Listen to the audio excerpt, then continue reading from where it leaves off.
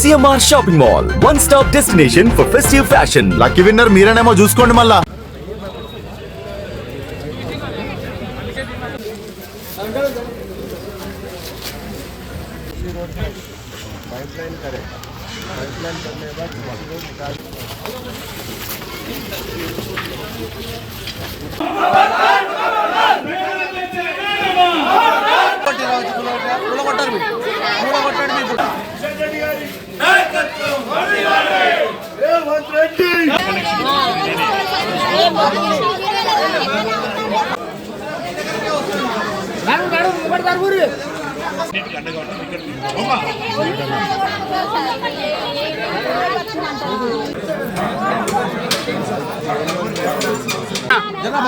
రామన్న మహిళల మోరి భయ్యా media bye మీ గురించి వచ్చిండు కదా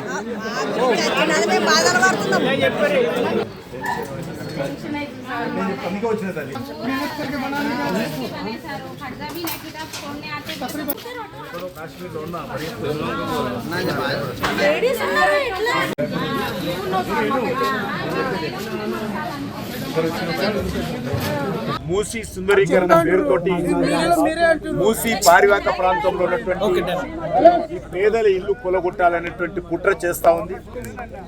ఇప్పటికే కొన్ని ప్రాంతాలలో కొలగొట్టడం టీవీలో కూడా మనం చూసాము.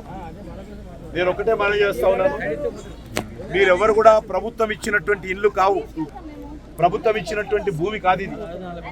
ఇది కూడా పూర్తిగా పేద ప్రజలు తమ యొక్క కష్టార్జితంతో తమ తల్లిదండ్రులు అనేక సంవత్సరాలుగా కష్టపడి సంపాదించినటువంటి డబ్బు కావచ్చు, అప్పు కావచ్చు, జీతాల ద్వారా వచ్చిన డబ్బు కావచ్చు, ఒక్కొక్క ఇటుక పేర్చుకొని కట్టుకున్నటువంటి ఇల్లు, వాళ్ళ శ్రమతో నిలబడ్డటువంటి బస్తీలు ఇవన్నీ కూడా ఏ ప్రభుత్వమో, టీఆర్ఎస్ ప్రభుత్వమో, కాంగ్రెస్ ప్రభుత్వం, మరో ప్రభుత్వమో కట్టినటువంటి ఇల్లు కావాలి, వాళ్ళ సొంతంగా కట్టుకున్నటువంటి ఇల్లు.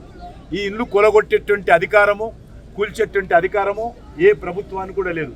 గతంలో కూడా కేసీఆర్ అధికారంలోకి వచ్చినప్పుడు కూడా సుందరీకరణ పేరుతో ఒక కార్పొరేషన్ ఏర్పాటు చేసి మాజీ ఎమ్మెల్యే అయినటువంటి ప్రేమ్ సింగ్ రాథోడ్ గారిని చైర్మన్ చేసి అప్పుడు కూడా ఇదే విధంగా మార్కింగ్లు చేశాడు. అప్పుడు మేమందరం అడ్డుకోవడంతో అప్పుడు ఆయన తోక ముడిచి వాపసు వెళ్ళిపోయాడు. ఆ తర్వాత ఆయన కూడా డబుల్ బెడ్రూమ్ ఇస్తా అని చెప్పి 10 ఏళ్ళు నాంచాడు, ఒక్కరికి ఇల్లు ఇవ్వలేదు. మళ్ళీ ఈయన వచ్చాడు. ఎవరైనా ప్రభుత్వమో, ఇక్కడనే చాలామంది తులసినారాములో చాలామంది కిరాయిలకు ఉంటున్నారు. దీనికి చిత్తశుద్ధి ఉంటే మీకు 1,50,000 కోట్లు సుందరీకరణ కోసం ఖర్చు పెడతామంటున్నారు కదా, అందులో నుంచి 50,000 కోట్ల రూపాయలు ఖర్చు పెట్టి పేదవాళ్ళకి ఇల్లు కట్టి కిరాయిలకు ఉంటున్న వాళ్ళకు మీరు ఇల్లు కట్టించే శక్తి లేదు. కానీ పేదవాడు కట్టుకున్నటువంటి ఇల్లు కొలగొడతామంటే కూర్చున్నటువంటి ప్రసక్తి లేదు. ఇక్కడ మేము మీకు అందరికీ తెలుసు, ఇక్కడ రోడ్లు వేసాము, మేమే ప్రభుత్వం తరఫున ఖర్చు పెట్టి రోడ్లు వేసాము, ప్రభుత్వం తరఫున ఖర్చు పెట్టి అందరికీ డ్రైనేజ్ కనెక్షన్ ఇచ్చాము, ప్రభుత్వం తరఫున ఖర్చు పెట్టి వాటర్ కనెక్షన్ ఇచ్చాము, ఎలక్ట్రిసిటీ కనెక్షన్స్ ఇచ్చాము. అదేవిధంగా అందరికి కూడా ఈరోజు రేషన్ కార్డ్స్ ఇచ్చాము, హౌస్ నెంబర్స్ ఇచ్చాము. ఇచ్చిన తర్వాత అనేక సంవత్సరాల తర్వాత ఈ తండ్రులు పోయారు, కొడుకులు వచ్చారు, కొడుకుల పిల్లలు కూడా వచ్చారు. ఇక్కడ మరి 2 తరాలు గెలిచిన తర్వాత, 3 తరాలు గెలిచిన తర్వాత ఈరోజు మాకు జ్ఞాపకం వచ్చిందని చెప్పి మేము ఇల్లు కూలగొడతాం, మేము సుందరీకరణ చేస్తాం, మా దగ్గర 1,50,000 కోట్లు ఉన్నాయి, ఇది చెట్లు పెడతాం, పార్కులు పెడతాం. పేదవాడి సమాధుల మీద మీరు చెట్లు పెట్టాల్సిన అవసరం లేదు, పేదవాడి సమాధుల మీద మీరు సుందరీకరణ చేయాల్సిన అవసరం లేదు. నిజంగా మీకు చిత్తశుద్ధి ఉంటే, సుందరీకరణ చేయాలనుకుంటే ఇప్పుడు బస్తీలో ఉన్నటువంటి ఏవైతే ఇండ్లు ఉన్నాయో మీరు పెద్ద ఎత్తున రిటైనింగ్ వాళ్ళు కట్టండి. మేము కట్టించాం గతంలో కూడా, రిటైనింగ్ వాళ్ళు కట్టండి.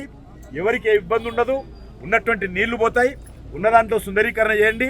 కానీ పేదవాడి ఇల్లు మీద మీరు బుల్డోజర్ పెట్టినా, గడ్డపార పెట్టినా తీవ్రమైనటువంటి పరిణామాలు ఎదుర్కోవాల్సి వస్తుందని ముఖ్యమంత్రి గారిని ఈ సందర్భంగా హెచ్చరిస్తా ఉన్నాం. సుమన్ టీవీలో మీ పర్సనల్ అండ్ బిజినెస్ ప్రమోషన్స్ కోసం కింది నెంబర్కి కాంటాక్ట్ చేయండి.